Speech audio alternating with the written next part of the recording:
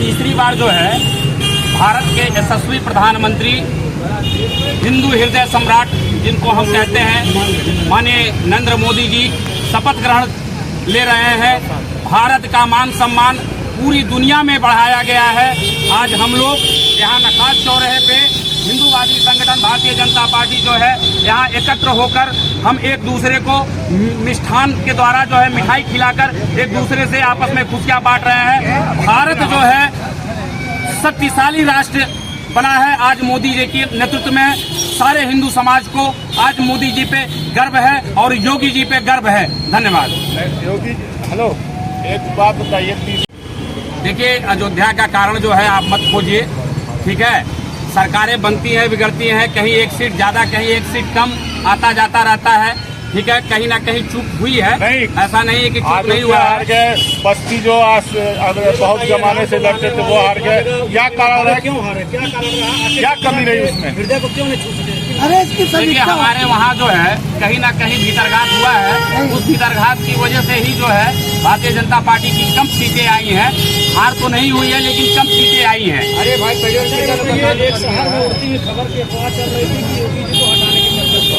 देखिए, योगी जी को वो खबर जो आप लोगों के बीच चल रहा वो खबर गलत है। और हमारे माननीय योगी जी जो है तीसरी बार जो है 2027 में फिर जो है उत्तर प्रदेश के लोकप्रिय क्या लगता है 2027 में होगा? पंकज चौधरी को मंत्री बनाने की चर्चा चल रही है। कुछ तो है। अगर मोदी जी जो है पूर्वांचल के लोगों को अपने हृदय में बसाकर रखे हुए हैं और मंत्री बना रहे हैं तो इसमें बुराई कहाँ से है? अच्छी बात तो है। पूर्वांचल के लिए तो एक खुशी की बात है कि हमारे पूर्वांचल के लोग उस योग्य हैं, योगी जी उस योग्य हैं कि जिनको जो है क्या नाम है मुख्यमंत्री बनाया गया है। कमलेश पासवान को मुख्यमंत्री बनाया जाएगा। पंकज चौधरी आपने अयोध्या पे और बस्ती वालों को सटीक जवाब नहीं दिया है। जो हारे क्या कारण है उसका कारण बताइए पहले। कारण कहाँ बताएंगे आप? देखिए, तमाम चीजें हैं। अभी आपने बोला है कि हम हारे नहीं है, सीटें कम आई हैं। हम थोड़ा सा आपको संज्ञान में डालते हैं। अयोध्या आप हार गए, चित्रकूट आप हार गए, सीतापुर हार गए, बस्ती हार गए, सुल्तानपुर हार गए, प्रयागराज हार गए, रामटेक हार गए, नासिक हार गए, कोप्पल हार गए, रामेश्वरम हार गए। ये वो स्थल है जहाँ से भगवान राम का डायरेक्ट संबंध रहा है। देखिए, ऐसा और नारा आपका था कि जो है सरकार बनाती है, नारा वो था कि जो राम को लाए हैं हम उनको लाएंगे, और इन जगह पर आप हारे हैं। क्या कहना है? ठीक है, कहीं ना कहीं चूक हुआ है। हम कार्यकर्ताओं से ही चूक हुआ है, जिसके कारण जो है हम सम्मानजनक सीट नहीं ला पाए हैं। हम कार्यकर्ताओं से ही चूक हुआ है, कहीं न कहीं हुआ है, ठीक है। उसकी भरपाई जो है क्या नाम है हम 2027 में करेंगे। और योगी जी को जो है 29 में फिर हम करेंगे। और योगी जी को जो है यही उत्तर प्रदेश की जनता जो है पूर्ण बहुमत की सरकार बनाएगी। फिर हम पूछेंगे कि अब क्या हुआ। फिर हम आपसे भी पूछेंगे और जो लोग कह रहे हैं उनसे भी हम पूछेंगे कि अब क्या हुआ। ये आप लोग की परंपरा रहती है, सवाल कुछ किया जाए जवाब कुछ दिया जाएगा। नहीं, केंद्र की ये बात है तो योगी जी कहाँ से बीच में आ गए? क्यों नहीं? ये तो केंद्र का चुनाव हुआ है ना, तो मोदी जी तो आए ना, तो सरकार बन रही है ना, भाजपा की सरकार बन रही है ना। आप बोल रहे हैं इसके जवाब हम 27 में भाजपा की सरकार बन तो रही है। नहीं, आप इससे संतुष्ट नहीं है क्या? नहीं, भाजपा की सरकार बनने से आप संतुष्ट नहीं है? आपका जवाब दे रहे हैं। मिली-जुली सरकार है, मिली-जुली, हाँ ठीक है, मिली-जुली सरकार है। मोदी जी हमारे तीसरी बार जो है इस देश के प्रधानमंत्री बन रहे हैं। हम लोगों को इससे ज्यादा और क्या चाहिए? हम बता रहे क्या चाहिए? 2014 अब की बार मोदी सरकार, 2019 अब की बार मोदी सरकार, 2024 अब की बार 400 पार मोदी सरकार। आपके पीछे क्लैश हो रहा है एनडीए सरकार। बहुत बड़ा डिफरेंस है। मोदी सरकार बदल करके एनडीए सरकार हो गई है। क्या कहना है? पहले तो 400 के पार का नारा लगाते थे, अब एनडीए का लगा। एनडीए सरकार क्या कारण है? नहीं, एनडीए सरकार तो पहले भी हम नारा देते थे ना, कभी नहीं और क्या, क्यों नहीं? 14 में टाइम में भी दिए हैं। अटल जी की बात छोड़ दीजिए, इंडिया शाइनिंग किया वो हार गए। 2014, 19 और 24 की बात मोदी जी सरकार बना रहे हैं और आप देख भी रहे हैं। एनडीए सरकार बन रही है। एनडीए सरकार बन रही है, ठीक है, कोई बात नहीं है। कहीं ना कहीं समर्थन लेना पड़ जाता है, राजनीति है, ठीक है। सत्ता आती जाती रहती है, किसी की भी आएगी जाएगी। जहाँ जरूरत पड़ेगा हाथ मिलाने की वहाँ हम हाथ भी मिलाएंगे और उन्हीं से हाथ मिलाएंगे जो हमारे अपने हैं, उन्हीं से हाथ मिलाएंगे, ठीक है। आज अजीत पवार जी का एक स्टेटमेंट आया है जो आपके घटक दल है, उन्होंने कहा है कि मुझको कैबिनेट मिनिस्टर से नीचे कोई चीज बर्दाश्त नहीं है। देखिए हालांकि मैं जा रहा हूं शपथ ग्रहण में, उन्होंने साफ ये स्टेटमेंट दिया है। कैसे देखते हैं? आपके तो घटक दल है, एनडीए के मेंबर हैं वो। ठीक है, सबका स्वागत है अभी तो। ठीक है, अब आगे देखा जाएगा। और भी हमारे वक्ता हैं यहाँ, हमारे सीनियर हैं, वो भी कुछ जवाब देंगे आपको। अभी आप उनसे भी बात करिए। बहुत पहले तो आप सब लोगों को बहुत बहुत बधाई, ढेर सारी शुभकामना। आपका जो स्पष्ट ये बताओ, मैं पूछ रहा हूँ, आज आपसे फिर पूछ रहा हूँ, आप सीनियर लीडर माने जा रहे हैं। पहले नारा था 400 के पार, अब कह रहे हैं एनडीए की सरकार। दूसरा सवाल, फैजाबाद लोकसभा सीट से क्यों हारे? देखिए परिस्थितियाँ, सबसे बड़ी ये क्वेश्चन आ रहा है कि अयोध्या से हारे तो क्यों बिल्कुल हारे? आपकी बात सही है, हम आपके बात से सहमत भी है कि वास्तविक रूप से जहाँ किसी को विश्वास नहीं हो सकता, वहाँ से अगर हमारी पराजय हुई है तो निश्चित रूप से वो समीक्षा का और उसमें ये देखने का काम करना पड़ेगा कि सरकार के द्वारा कहाँ चूक हो गई, हमारे द्वारा संगठन के द्वारा कहाँ चूक हो गई। जो इतना बड़ा जो अयोध्या हमारे लिए मान सम्मान स्वाभिमान का पहचान था। सिर्फ अयोध्या ही नहीं, हमने नाम लिया है जहाँ जहाँ राम का कनेक्शन है वहाँ आ रहे हैं। कहा जा रहा है तो क्या ये मान करके चला जाए कि ये जो राम धर्म हटका थी कि वो कार्यकर्ताओं का सम्मान नहीं करते थे, इसलिए वहाँ के जनता ने नकार दिया? इसमें कितनी सच्चाई है? बिल्कुल ये देखिए, कहीं न कहीं ये तो सही होगा ही। कार्यकर्ता ही हमारी रीढ़ की हड्डी, भारतीय जनता कार्यकर्ता की नाराजगी का असर है ये। नाराजगी कह सकते हैं, लेकिन नाराजगी के लिए क्या, सबसे बड़ी पार्टी कार्यकर्ताओं की पार्टी भारतीय जनता पार्टी, और पार्टी सभी को खुश कर नहीं सकती, लेकिन बहुत सी चीजें हैं जो विचारधाराओं हम विचारधारा भाजपा के मंत्री हैं, उन्होंने भी कहा कि हम अपने कार्यकर्ताओं के और अपने बीजेपी के इंटरनल पॉलिटिक्स से हमारे देखिए, अब वो सब समीक्षा का विषय निश्चित रूप से आज शपथ ग्रहण के बाद इसकी समीक्षा होगी, कहाँ से हम किस कारण से हमारा पराजय हुआ। लेकिन इसके साथ ये भी खुशी है कि भारतीय जनता पार्टी में माननीय प्रधानमंत्री जी तीसरी बार एनडीए के साथ कुमार की बात ना करिए, स्पष्ट बताइए। संजय निषाद जी का यह बयान है, और साथ साथ फैजाबाद की जनता क्यों नाराज है? देखिए, बहुत सी चीजें होती हैं। दूसरी बात सर ये बताइए, जहाँ हम लोग खड़े होकर न्यूज बना रहे हैं, आज ये दुकानें दिखाई दे रही हैं, बाजार रौनक है, विरासत गलियारा बनने वाला है। जो हाल फैजाबाद का हुआ विकास के नाम पे, क्या ये अगर विकास होता है तो गोरखपुर की क्या स्थिति होगी? 2 शब्द केवल इस पे।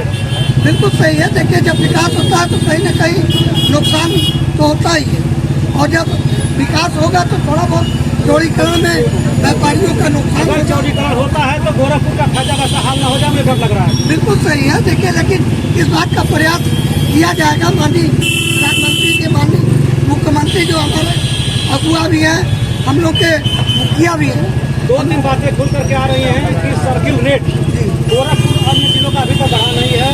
और रही बात मुआवजे की, तो मुआवजा काफी कम मिला जो फैजाबाद के लोग कह रहे हैं।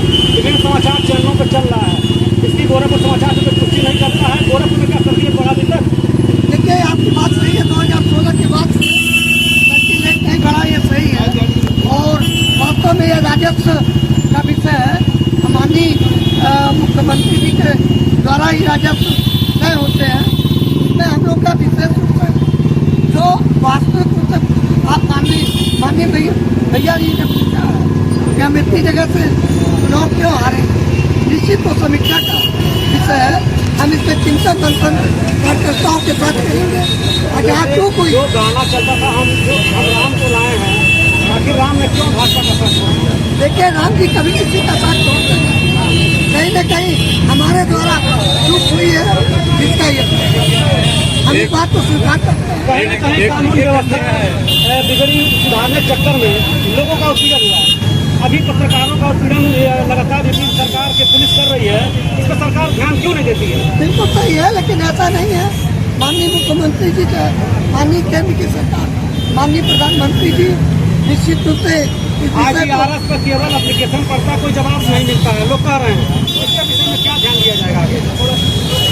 देखिए इसी सबका तो आज ये परिणाम जो भी मान्य यही सबका तो परिणाम है। इसी के सुधार के लिए हम सजग होंगे। माफिया सक्रिय हो रहे हैं। गोरखपुर में तमाम लोग प्रदेशों से खेलने की बात आ रही है। तमाम तरह के कोई सुधार नहीं हो रहा। कानून नहीं, बिल्कुल कानून व्यवस्था देखिए मजबूत होगा, सुधार होगा। अब यह है कि आज ये चुनाव के परिणाम के बाद हम लोग को चिंता मंथन उसमें हम लोग को इस विषय जरूर ध्यान देना है कि आखिर ये क्या कारण है। एक आखिरी सवाल ये है कि क्या जो 2014 से 2024 तक एक तथाकथित विपक्ष का ये रहा है कि Modi ji as a dictator काम कर रहे थे, क्या वही डिक्टेटरशिप, वही तानाशाही आगे चलेगी या अब चेंज हो जाएगा? क्योंकि विगत दिनों देखा गया है, अगर रेल चालू करना है तो मोदी जी, रेल मंत्री का कोई मतलब नहीं, नोट बंद करना है तो मोदी जी, फाइनेंस मिनिस्टर का कोई मतलब नहीं। अब जब एनडीए सरकार हो रही है तो क्या इस कार्य प्रणाली में चेंज आएगा? निश्चित रूप से देखिए कुछ माननीय प्रधानमंत्री जी एनडीए सरकार का गठन हो रहा है तो बहुत सी चीजें आप अगर अपने सहयोगी दलों से विचार विमर्श किए कोई भी निर्णय नहीं ले सकते ये नहीं। और माननीय प्रधानमंत्री जी ने इसके पूर्व में जो भी निर्णय लिया वो देश हित के ही लिए लिया। वो बात अलग है कि बहुत सी चीजें जनता के लिए लाभकारी होती है और उन्होंने जो लाया जनता हित के लिए। अशोक कुमार तेज बोलिए। सबसे पहले मैं आप सभी को धन्यवाद देना चाहूँगा। आज के ये शपथ ग्रहण के दिन आप सारे लोग यहाँ जो है इकट्ठा हैं। निश्चित रूप से यशस्वी प्रधानमंत्री माननीय आप व्यापार मंडल से हैं? आप व्यापार मंडल से हैं ना? व्यापारी सबसे ज्यादा तरफ से जीएसटी, और जीएसटी को बीजेपी लाई थी, तो क्या एनडीए का जो सरकार बन रही है उसमें कुछ रिलैक्सेशन होने वाला है? व्यापारियों के लिए रिलैक्सेशन होने की कुछ उम्मीद नजर आ रही है क्या? निरंतर प्रयास हो रहा है और हम चाहेंगे कि जीएसटी में सुधार हो और निश्चित रूप से केंद्र की सरकार ने जो है काफी सुधार लाया है। नहीं, चाहने से नहीं है, जीएसटी लगातार इम्प्लीमेंट होता जा रहा है, सख्ती के साथ हो रहा है। नहीं, ऐसा कहीं कुछ नहीं है। जो आप जीएसटी से संतुष्ट हैं? बिल्कुल संतुष्ट। आपका व्यापार मंडल संतुष्ट है? व्यापारी बिल्कुल 100% संतुष्ट है? बिल्कुल संतुष्ट है। जहाँ कहीं कमियाँ हैं उसके लिए जो है पूरा प्रयास हो रहा है। मल्टीपल वैट हम दे रहे हैं, जीएसटी हम दे रहे हैं। मैं जब गाड़ी निकलवाता हूँ तो वन टाइम टैक्स पे करता हूँ, फिर उसके बाद रोड टैक्स देते हैं, हाईवे पे चल रहे हैं तो टोल देते हैं। तो क्या ये जस्टिफाइड है? देखिए पिछली सरकार कोई आपके हम व्यापारी की बात कर रहे हैं, कोई प्रोडक्शन होता है तो प्रोडक्शन टैक्स लगता है, मैन्युफैक्चरिंग टैक्स लगता है, उसके बाद फिर जीएसटी लगती है, उसके बाद ट्रांसपोर्टेशन टैक्स लगता है। क्या ये जस्टिफाइड है? बता दें आपको, जो भी टैक्स लग रहा है, पहले तो ये कहा गया था कि मतलब एक टैक्स लगेगा, एक ही बार लगेगा। किसने कहा था? केंद्र की सरकार ने कहा था और लग भी रहा है। कौन सी सरकार? भाई मोदी जी की सरकार और किसकी सरकार? 28%, 12%, 18%, 5% किताबों पर और कपड़ों पर कोई टैक्स नहीं था, 5% इम्प्लीमेंट किया मोदी सरकार ने। 18% का एक स्लैब है, 28% का एक स्लैब है, 32% का एक स्लैब है। क्या कहना? कहीं से भी जो भी परिवर्तन हुआ है वो सब आपके सामने। परिवर्तन नहीं है, ये टैक्स चल रहा है, ये लगा हुआ है, ये टैक्स नहीं है। आप इसको डिनाई नहीं कर रहे हैं। हमारा ये कहना है कि जो आप बोल रहे हैं कि आपकी गवर्नमेंट में बीजेपी परिवर्तन कर कहाँ हुआ? परिवर्तन कहाँ सुधार हुआ? वही तो देख लीजिए। हम देख के बात कर रहे हैं ना, मैं देख के बात कर रहा हूँ। बता दीजिए कपड़े पर और कागज पर कितना % टैक्स है? ये तो अभी जो न्याय है पता नहीं कैसे व्यापारी ने था। आपका शुभ नाम बताइए। चलिए, धन्यवाद।